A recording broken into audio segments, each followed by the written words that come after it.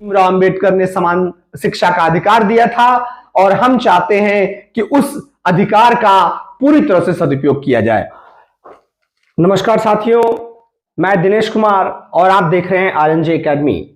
साथियों, आज हम एक ऐसे वीर और महान सपूत, भारतीय सपूत की बात करेंगे जो 14 अप्रैल 1891 में पैदा हुए थे। साथियों, आप सही समझ रहे हैं, हम डॉक्टर भीमराव अंबेडकर जी की बात कर रहे हैं। आज डॉक्टर भीमराव अंबेडकर जी की जयंती पे हम उनको सादर नमन करते हैं। साथियों, डॉक्टर भीमराव अंबेडकर 14 अप्रैल 1891 को एक साधारण परिवार में पैदा हुए थे। साथियों, वो जमाना था जब गरीब या निम्न जाति का व्यक्ति विद्यालय नहीं जा सकता था और देश ब्रिटिश सरकार के अधीन था। उस समय डॉक्टर भीमराव अंबेडकर अपने बाल्यकाल में बहुत कुछ सहे। अध्ययन प्राप्त करने के लिए उन्होंने स्कूली शिक्षा प्राप्त करते समय जो कठिनाइयां सहा, जिन कठिनाइयों का सामना करना पड़ा, वो तदनंतर अपनी लाइफ में भूले नहीं। उन्होंने अपनी बायोग्राफी में भी, ऑटोबायोग्राफी में भी लिखा है कि उन्होंने कितनी कठिनाइयां सही।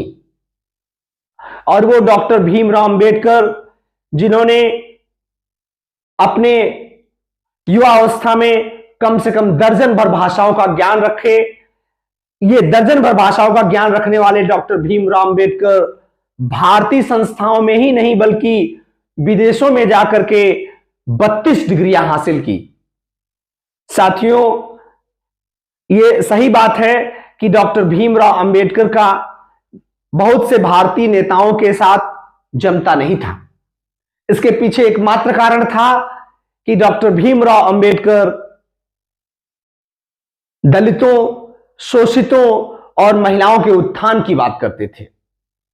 उनकी सोच थी कि सबको समानता का अधिकार दिया जाना चाहिए। उनकी सोच थी कि सभी वर्गों को समान अधिकार दिया जाना चाहिए।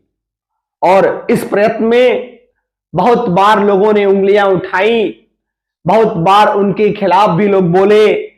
लेकिन साथियों, स्वतंत्र भारत के लिए जब भारतीय संविधान की रचना की शुरुआत हुई तो देश के महान नेताओं ने उसी एकमात्र विद्वान पर भरोसा किया और वो थे डॉक्टर भीमराव अंबेडकर। साथियों, डॉक्टर भीमराव अंबेडकर ने कुछ अन्य महान विद्वानों को साथ में लेकर और विभिन्न देशों के संविधानों को लेकर और एक विशालकाय भारतीय लिखित संविधान की रचना किया, जो आज पूरे विश्व का सबसे बड़ा लिखित संविधान है। साथियों, भारतीय संविधान को अगर पूरे विश्व में इतना सम्मान मिलता है और आपको समानता का अधिकार मिलता है तो इसके पीछे पूरा श्रेय डॉक्टर भीमराव अंबेडकर जी को जाता है। लोग कहते हैं, किसी ऐसे देवता का नाम बताइए जिसे आप सभी पसंद करते हैं। हो सकता है कि भारत में हिंदू धर्म के लोगों के बीच बहुत से देवता हों जिनको लोग पूजते हों, लेकिन मेरी जुबान पे सिर्फ एक नाम आता है, वह है डॉक्टर भीमराव अंबेडकर। और मैं उनको शत शत नमन करता हूं। उन्होंने हमें समानता का अधिकार दिया, उन्होंने हमें समान अवसर का अधिकार दिया, उन्होंने शोषित, दलित और पीड़ित महिलाओं की आवाज उठाई, उन्होंने हमारे उज्जवल भविष्य के लिए स्वर्णिम अक्षरों में पंक्तियां लिख दी, जो आने वाली हमारी पीढ़ी भी तदनंतर उसका आभारी रहेगा। साथियों, डॉक्टर भीमराव अंबेडकर ने अपने जीवन काल में विभिन्न प्रकार के कार्यक्रमों में या पूजा पाठ में विश्वास न करके शिक्षा पर विश्वास किया। उन्होंने कहा कि अगर भारत का भविष्य किसी के हाथ में है तो वो है शिक्षा और विद्यालय में। साथियों, आज मैं डॉक्टर भीमराव अंबेडकर जयंती पे आप सभी से आग्रह करता हूं कि आप स्वयं और अपने आने वाली पीढ़ी के सभी लोगों को विद्यालय भेजने की मुहिम छेड़ें। अपने बच्चे को, भाई बहन को विद्यालय भेजें। जो शिक्षित होगा वही आगे जाएगा।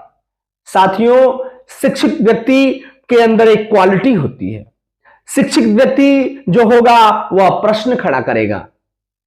और बहुत सारी ऐसी संस्थाएं खड़ी हो रही हैं, बहुत ऐसा सिचुएशन खड़ा हो रहा है कि हो सकता है कि शिक्षा और महंगा होता जाए।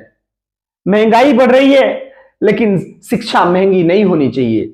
साथियों, वो गरीब बुजुर्ग, वो गरीब तबका, दलित तबका शिक्षा से वंचित न रह जाए, इसके लिए डॉक्टर भीमराव अंबेडकर ने समान शिक्षा का अधिकार दिया था और हम चाहते हैं कि उस अधिकार का पूरी तरह से सदुपयोग किया जाए।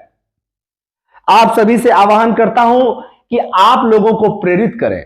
आप लोगों से कहें कि वो अपने बच्चों को स्वयं, अगर पढ़े लिखे नहीं है तो शिक्षित करने का प्रयास करें। अगर भारत का भविष्य देखना है तो वो किसी मंदिर मस्जिद में नहीं, वो शिक्षा में देखा जा सकता है। साथियों, महान पुरुष डॉक्टर भीमराव अंबेडकर 14 अप्रैल 1891 से लेकर 6 दिसंबर 1956 तक भारत देश में उनका यह स्वर्ण भविष्य काल रहा, जो हमारे लिए उन्होंने एक भविष्य का प्रतिमान स्थापित कर दिया। आज हम आजादी से जी रहे हैं। आज हम जिस सुकून से जिंदगी जी रहे हैं, इसके पीछे अगर किसी देवता का हाथ है तो वो थे डॉक्टर भीमराव अंबेडकर। हम एक बार पुनः डॉक्टर भीमराव अंबेडकर को शत शत नमन करते हैं और आप सभी के उज्जवल भविष्य की कामना करते हैं। धन्यवाद।